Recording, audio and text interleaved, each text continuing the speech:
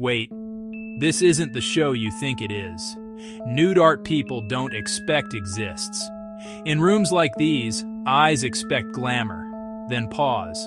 Surprise, not scandal. Elsewhere, a festival blurs.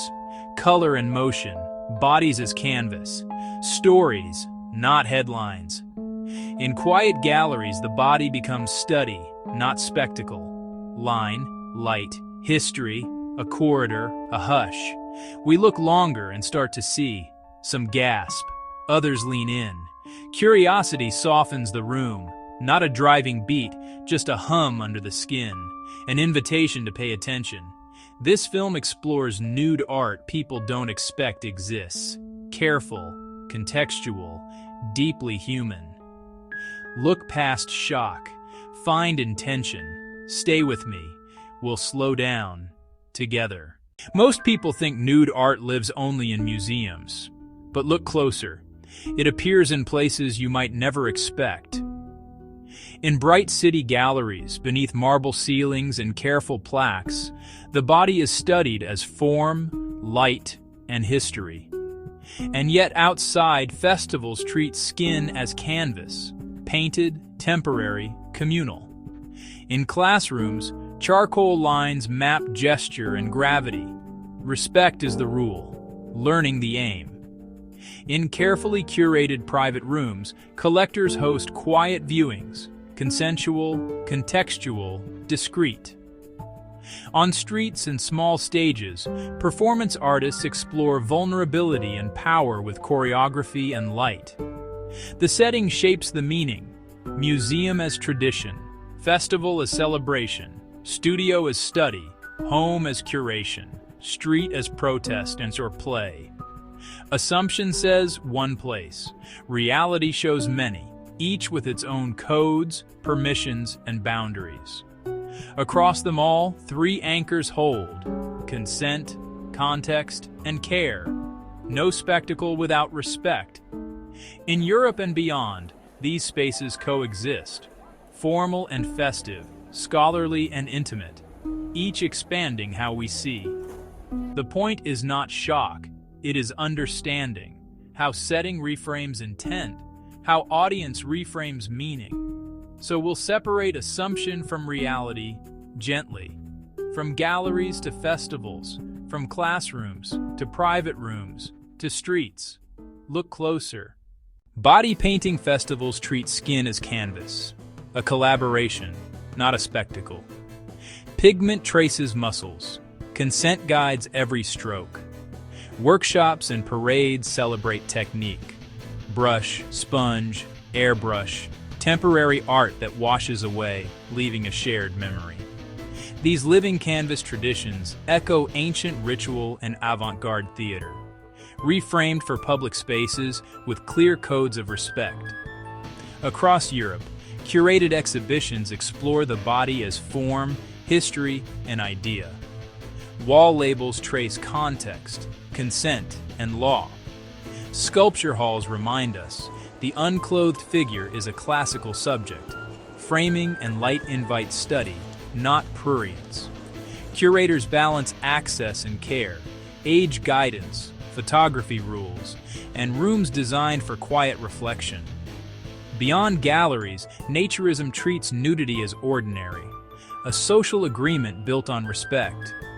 Environments prioritize comfort, towel on seats, sunscreen and shade, easy conversation.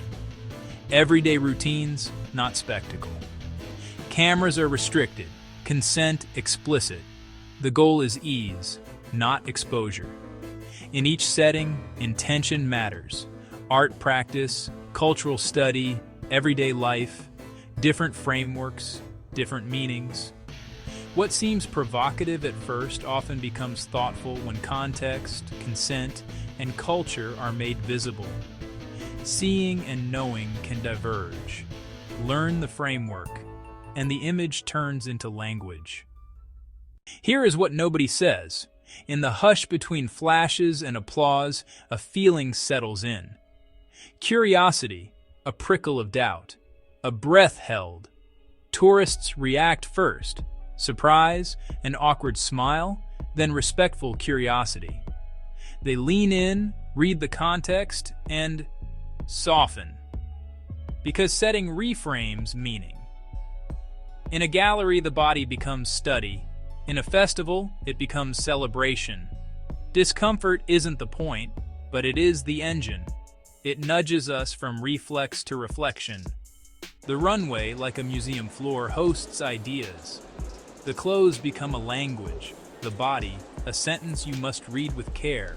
On the surface, models, garments, applause. Underneath, intention. The quiet question, why is this shown here now? Context, intention, consent, 3 anchors. With agency affirmed, the same image shifts from provocation to conversation. The aim isn't purchase, it's a planted seed, a pause that grows into perspective. Risk lives here. New leadership, new stakes, phones lower, eyes lift, the room learns how to look again. The same exposed form. In marble, it is heritage. On a runway, it is thesis. Time and place write the caption. We negotiate together. A quiet murmur, a glance to the placard, a thought shared in whispers. What is being said to us? In the end, fabric frames the question. Our gaze supplies the answer. That is the hidden purpose. Artists return to the body because it carries meaning, vulnerability, truth, the quiet architecture of a life lived. From marble halls to ateliers, the body is our first language. Rules try to clothe it. Artists test its edges. Study is not prurience. Anatomy is structure, proportion, balance, light grazing form to reveal intention. History carries it forward. Classical sculpture, Renaissance canvas, contemporary performance. Each era asking anew, what is a body for? Nudity becomes symbol. Purity, protest, rebirth, fragility, power. A vocabulary spoken without a single word. Context and consent define the line. Who is seen, how, and why. Intention frames interpretation. Often, form is suggested rather than exposed. Drape, shadow, light tracing a silhouette that the mind completes. In the audience, some meet the surface with shock. Others read the symbols beneath. Both reactions are part of the work. The artist's own journey threads through it. Discipline, doubt, discovery. Every line a negotiation with truth. From marble to paint to light, the form invites questions. What do we conceal? What do we reveal? And who decides the meaning between? When intent is clear, shock fades. Understanding remains, and respect. The body becomes a canvas for freedom, not a spectacle. A second powerful motivator for designers is the desire to explore and express identity. Clothes are never just clothes. They are a story we tell the world about who we are, where we come from, and what we believe. A simple suit, a flowing dress, a theatrical mask can be a powerful declaration. I am here. I am different. See me. For many designers, the fashion show becomes a crucial platform to give a voice to individuals and communities who have long been ignored or silenced by the mainstream.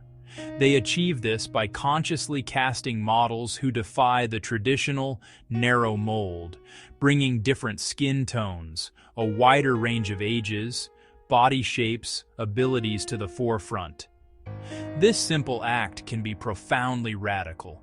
It can feel raw, confrontational, and deeply brave, challenging preconceived notions of beauty. Identity is embedded in the clothes themselves, cultural heritage, traditional textiles, patterns, silhouettes brought to a global stage, an act of celebration and preservation. Others play deliberately with ambiguity, masculine and feminine, formal and casual, old and new, inviting a more fluid and complex understanding of who we are. And the place no one expects that exploration to begin, in rooms most of us pass by. Classrooms, studios, community workshops, even therapeutic spaces where study is guided, respectful, fully consented. The place no one expects. Sometimes it's the most ordinary room, where learning, trust, and clear consent turn discomfort into understanding. Maybe nude art isn't hiding. Maybe we weren't looking. We've moved from first impressions to deeper intent, from the shock of the image to the question beneath it. What began as spectacle revealed layers, heritage, identity, and ideas shaped into cloth, movement, and light. The runway is more than a showroom. It is a gallery at the crossroads of art and society. Commerce meets commentary. Beauty meets critique. We are asked not just to look, but to consider. Sometimes that reflection is uncomfortable.